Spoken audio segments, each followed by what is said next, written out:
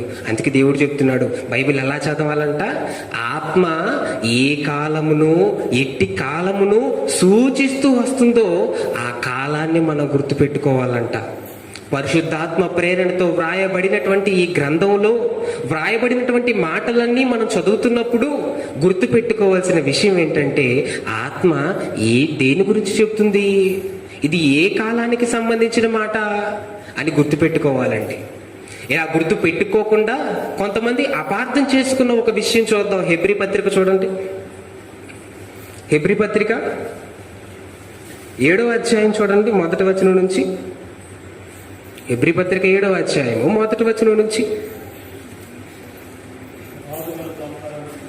రాజులను సంహారము చేసి తిరిగి వచ్చుచున్న అబ్రహామును చూడండి, అబ్రహామును త్రోవలో కలుసుకొని ఎవడు కలుసుకొని అతను ఆశీర్వదించెనో, ఎవనికి అబ్రహాము అన్నిటిలో 10వ వంతు ఇచ్చెనో ఆ షాలేము రాజును మహోన్నతుడకు దేవుని యాజకుడైన మెల్కీసెదెకు నిరంతరము యాజకుడుగా ఉన్నాడు.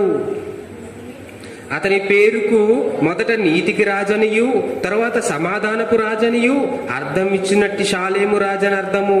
అతను చూడండి, తండ్రి లేనివాడును తల్లి లేనివాడును వంశావళి లేనివాడును జీవిత కాలము మట్టుకు ఆది అయినను జీవమునకు అంతమైనను లేనివాడునయుండి దేవుని కుమారుని పోలి ఉన్నాడు. ఎవరండి ఈ మెల్కీషెదెకు? ఏంటి, యేసుక్రీస్తు వారా? నిజమేనా?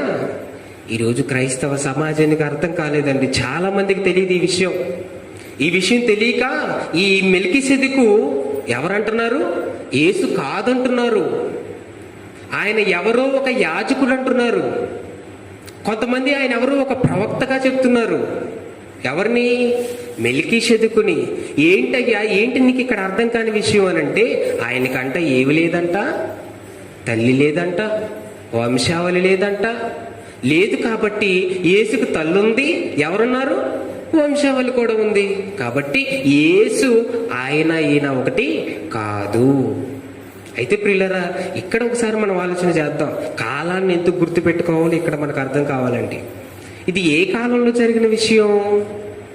అబ్రహాం గారి కాలం. చూడండి, ఆదికాండం 14వ అధ్యాయం 18వ వచనం.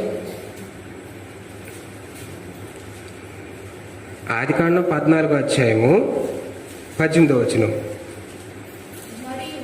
మరియు షాలేము రాజైన మెల్కీషెదెకు రొట్టెను ద్రాక్షారసమును తీసుకొని వచ్చెను.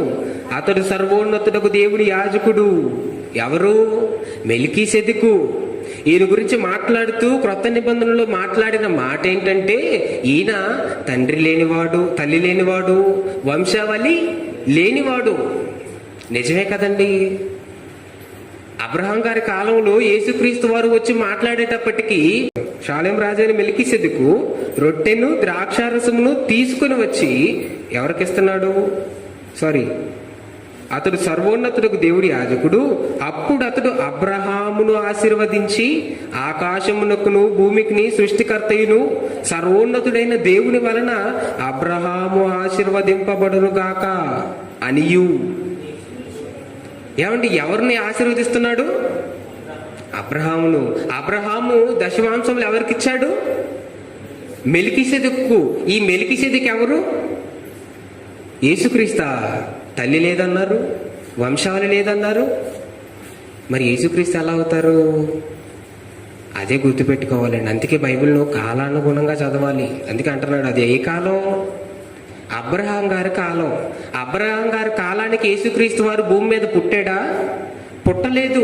పుడితే కదా తల్లి వచ్చేది, పుడితే కదా వంశావళి వచ్చేది. ఆత్మీయంగా తండ్రి ఉన్నాడు. ఆయన వచ్చిన కాలం ఏంటి? అబ్రహాం గారి కాలం. ఆ కాలంలో తల్లి వంశావళి లేదు. ఆయన నిరంతరమైన యాజకుడు అని చెప్తున్నాడు. అంతే తప్ప అక్కడ తల్లి లేదు కాబట్టి, అక్కడ వంశావళి లేదు కాబట్టి, ఇక్కడ ఉందని చెప్తున్నాడు కాబట్టి, యేసుక్రీస్తు వారికి వంశావళి తల్లి రెండు ఉన్నాయి కాబట్టి ఈయన ఒకటి కాదు, యేసుక్రీస్తు వారు మెల్కీషెదెకు ఒకటి కాదు అని అర్థం కాదండి. దానికి అర్థం ఏంటంటే కాలానుగుణంగా బైబిల్ని చదివితే మనకు అంత కరెక్ట్గానే ఉండిద్ది. అందుకే దేవుడు చెప్తున్నాడు, యెహోవా గ్రంథంలో ఉన్నటువంటి వాక్యం మీకు ఎలా వచ్చింది? కొంత ఇచ్చట కొంత అచ్చట వచ్చింది అన్నాడండి.